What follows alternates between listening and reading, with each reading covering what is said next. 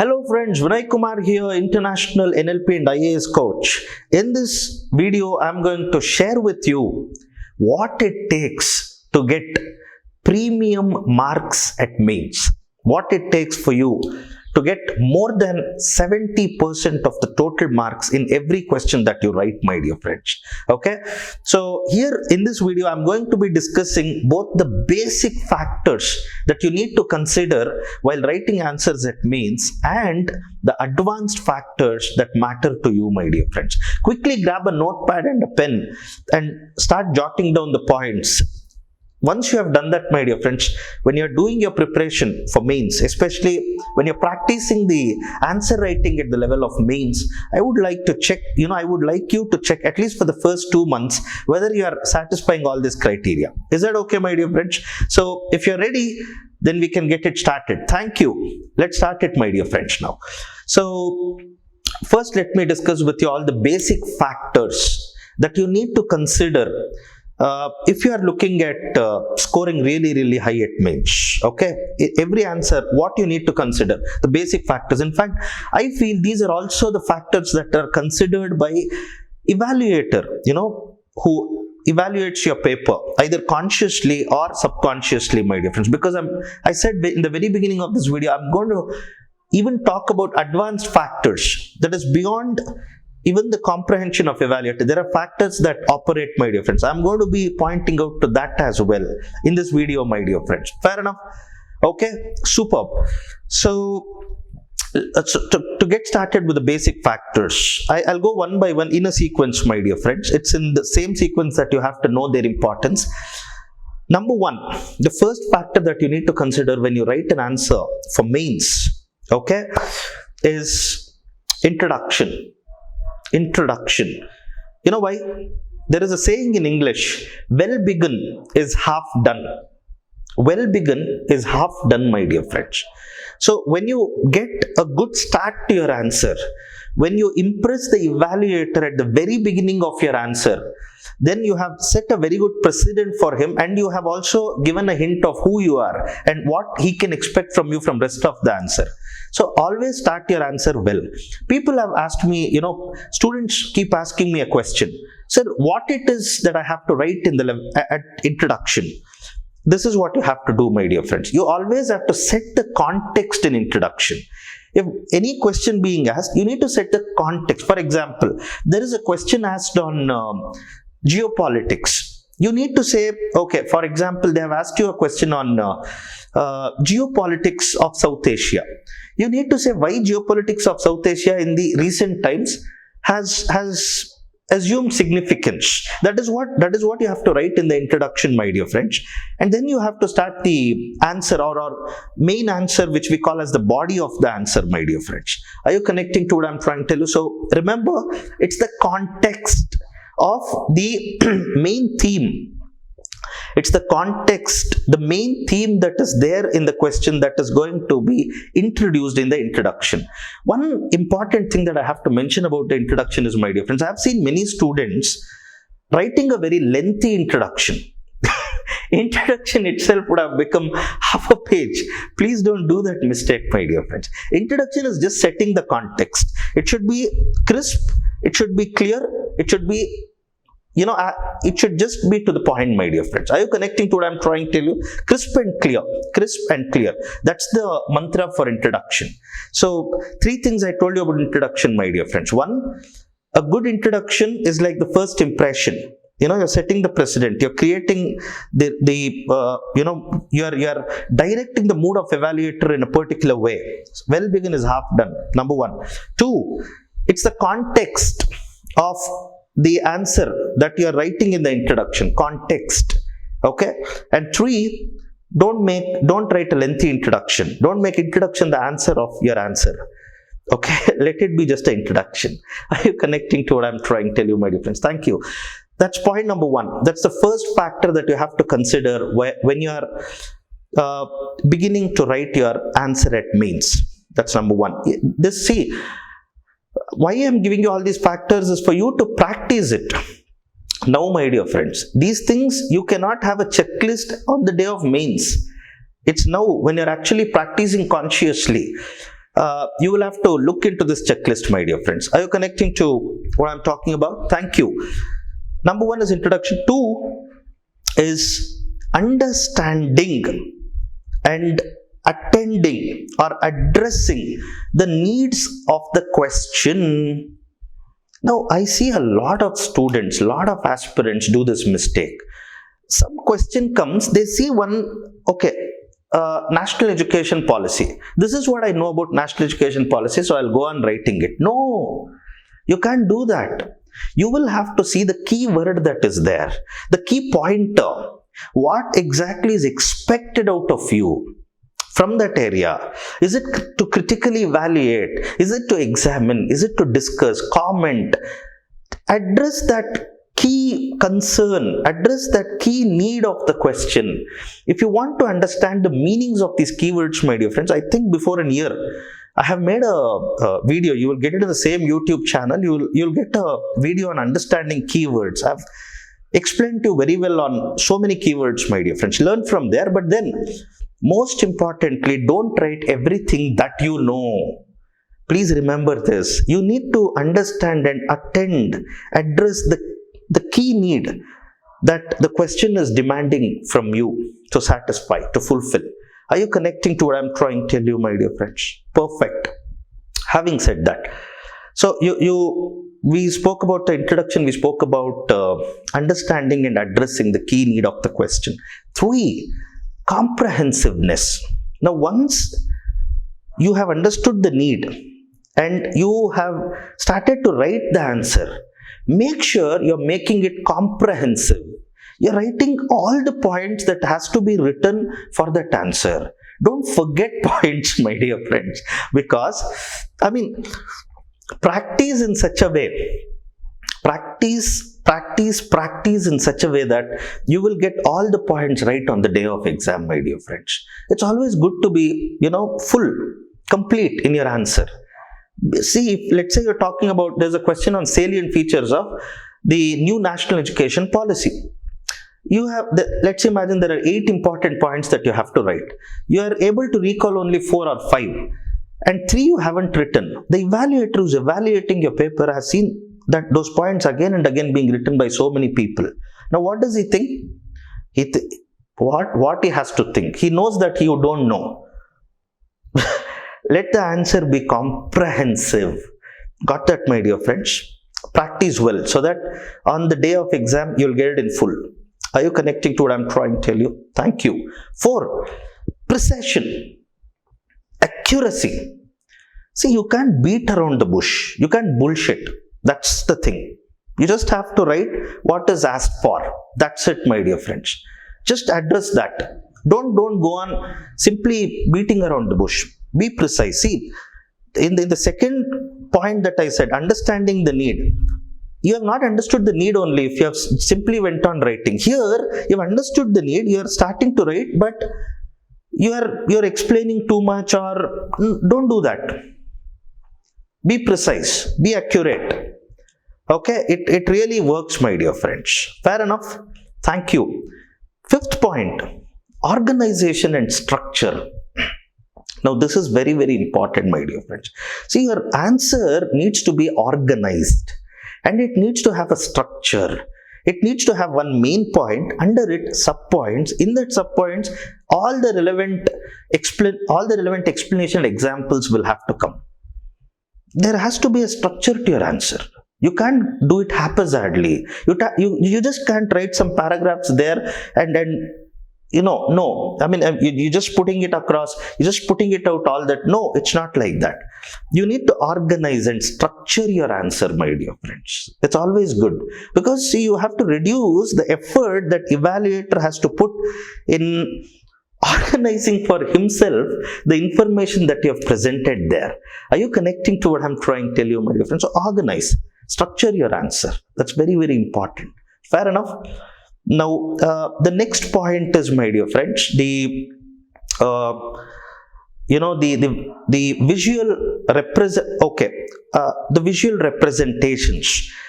What I'm talking about is, if you can bring in diagrams, okay, if you can bring in some illustrative figures or tables, and in that way make your answer more, visually more, visually more conducive. Yeah, it really works in your favor, my dear friends. Are you connecting to what I'm trying to tell you? See, instead of writing paragraphs after paragraphs, if you can bring in a beautiful table and sum up everything in that table, where evaluator is easily getting to understand or easily coming into terms with the points that he's looking out for, it will definitely work in your favor. So visual representations, use them as much as possible. And this is not something that you better create on the day of exam. This is not something that you create on the day of exam. This is something that you create when you're actually practicing for the exam. Are you connecting to what I'm trying to tell you, my dear friends? Thank you. Now, not to be discounted, very, very important factor is your handwriting.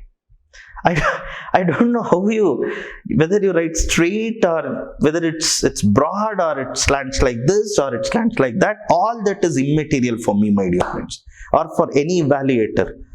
What matters is two things: legibility, presentability. That's it. It has to be legible. Whatever you have written should be able, evaluator should be able to read it. Presentability, you should not put an extra effort to read it.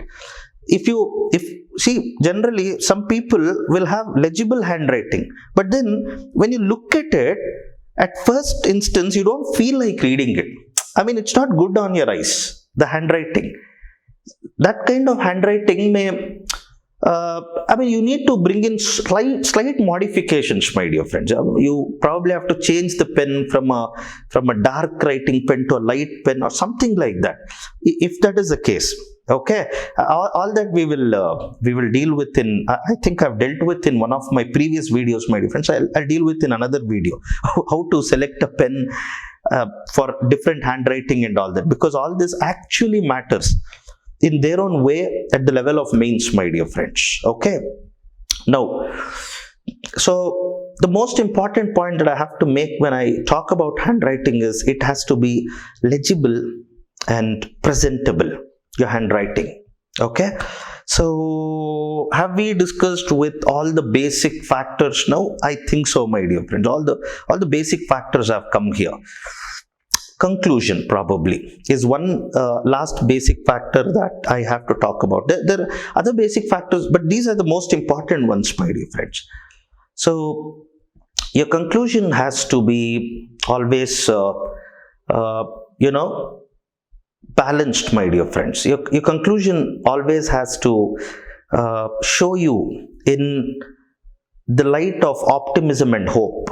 Are you connecting to what I'm trying to tell you, my dear friends? Okay, thank you. In fact, most of this will come in the advanced factors. So if you are clear with the basic factors, we'll move on to the advanced factors, my dear friends. I call these advanced factors as A, B, C, D, E, F factors. A is equal to your attitude. Till now, my dear friends, in the basic factors, what happened? You were concentrating more on the superficial aspects, the cosmetic aspects, how it appears to the evaluator at the outset. In advanced factors, we are looking into that inner self of us getting presented in the answer and becoming visible to the evaluator. Many times evaluator himself doesn't know that he is judging you in this way. This is advanced psychology, my dear friends, by the way. Are you connecting to what I'm trying to tell you? Perfect. See, in the basic factors that I mentioned, my dear friends, all that I mentioned was more to do with extrinsic needs that your answer has to fulfill. This is more intrinsic.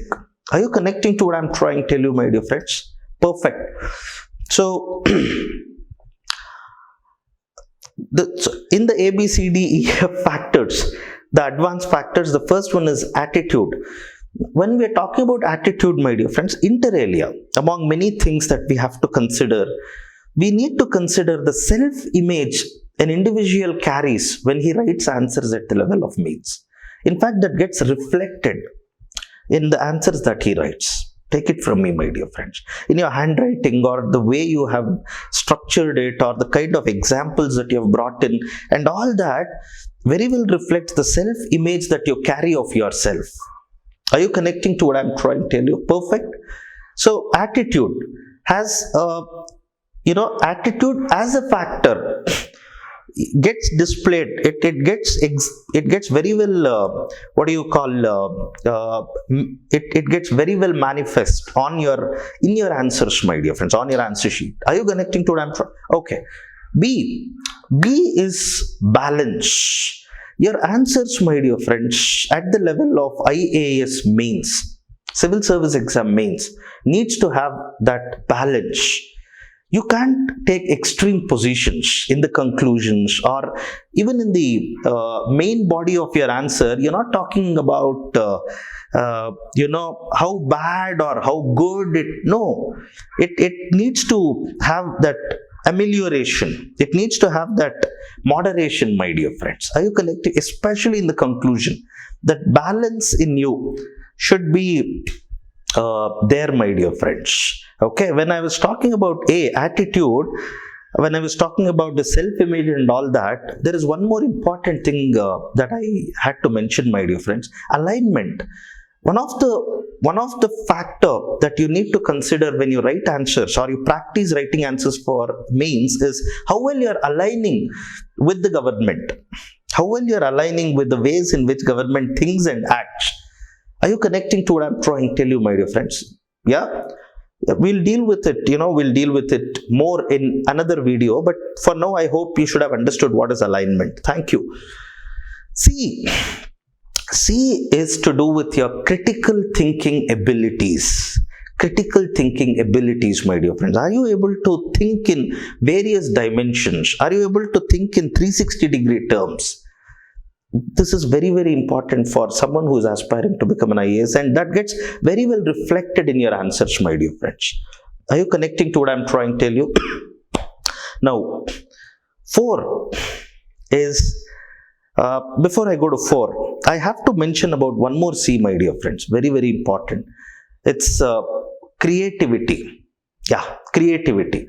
Your answers needs to bring in that element of innovation, my dear friends. It needs to, there has to be that out-of-box solutions, out-of-box thinking that should get represented there.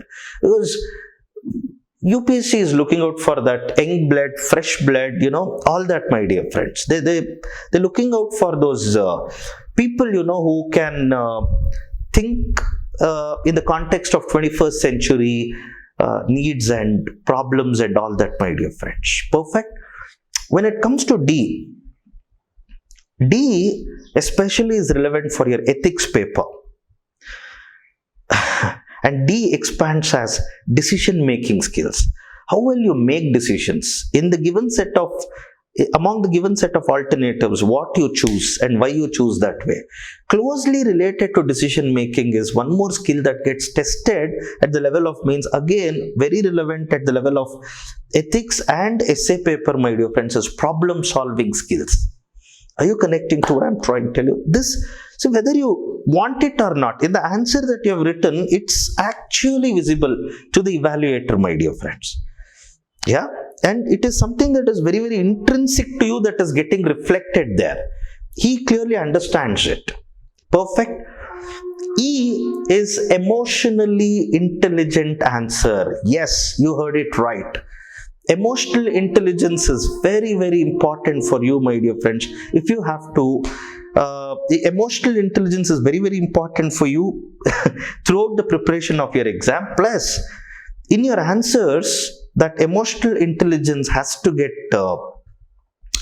it has to get represented, my dear friends. Why I'm saying what I'm saying, let me explain to you. See, your answer should be a blend of logic and emotions. If it is a purely logical answer, everything that you write, if you are just loading and loading with facts, I mean, it can't keep the spirit of the evaluator on a high for too long, my dear friend. Somewhere that disconnect may come. Okay, so you need to make sure, this is something that comes by practice, by the way, don't worry. Okay, you need to blend emotions to the logical answer that you write. Look at here, what I'm saying, logical answer needs a blend of emotions. I'm not saying 50-50, I'm saying 80-20 for other papers. Ethics, almost 50-50. Are you connecting to what I'm trying to tell you, my dear friends? Perfect. If your answer is emotionally intelligent, then it will have the ability to, it will have that power in it to hook the attention and emotions of the evaluator, which is good for you. And it will also lead to you getting those extra marks. These advanced factors are for exactly that reason, my dear friends. It helps you get those extra marks. Okay, and F, all of you already know it, but most discount on it, my dear friends. It's called flow, FLOW. See, your answers cannot come with what do you call that? The answer that you write from the introduction to the conclusion. Evaluators attention. It need not have to, what do you call, my dear friends? I mean, evaluator need not have to put those extra efforts to connect for himself.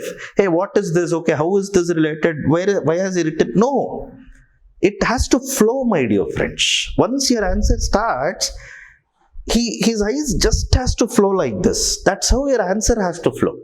It should be connected. It should be organic. Are you connecting to what I'm trying to tell you, my dear friends? Yeah, all this comes by practice. Two other factors, which I keep joking as intermediate factors, my dear friends. By the way, I mean, when I'm telling my students, I call them as intermediate factors. Time management and space management. Very, very important. Very, very important. I'll explain to you why these factors are important. Time management and space management. Many aspirants do this. When they have just last 2 questions or 3 questions in the mains, they simply scribble something like this. Of course, they won't have time. They will be knowing the answer. They'll scribble something very fastly to hint to the evaluator that, hey, look, I knew this answer, but because I could not manage my time well, I haven't written this answer, but I knew it. Look at those points. Just by that, you will get to know that I'm a pro. Now, evaluator would have also got good impression about you by the answers that you have written before this, but don't expect him to be over compassionate and allow his heart to bleed for you, because he has already seen 30 other papers where people have managed time well. They have written good answers for all the answers that they have written, plus for what you have not written also they have written good answers. There's a competitive exam, mind you, my dear friends. Are you connecting to what I'm trying to tell you? It's a competitive exam. You have to be competitive. You can't say, see, I have written so many good answers and that's why I could not write the last 2, I could not attend the last 2 questions. You should have practiced, my dear friend. Manage your time so that you will be able to write what you know. It's a disaster to not being able to write what you know very, very well. Is that okay? Thank you. Now coming to space management. I see people do this, my dear friends. They'll have lots and lots of things to write. They don't manage the space. And because they don't manage the space, and if they have a very, very big handwriting, in whatever space UPSC would have given them, they'll not be able to complete the answer. This is another disaster. And then there are people whose handwriting is very small, antish handwriting. They, for almost all the questions that they are tackling, If there are 3 pages provided or 4 pages, they're writing in 1 page. Understood. I heard you. I heard what you said. UPSC has explicitly mentioned it is not about length, it is about the content that you write. Oh, I know it. Okay. But then it's important, my dear friends, that you fill some space. You put some diagram, you put some good visual representation.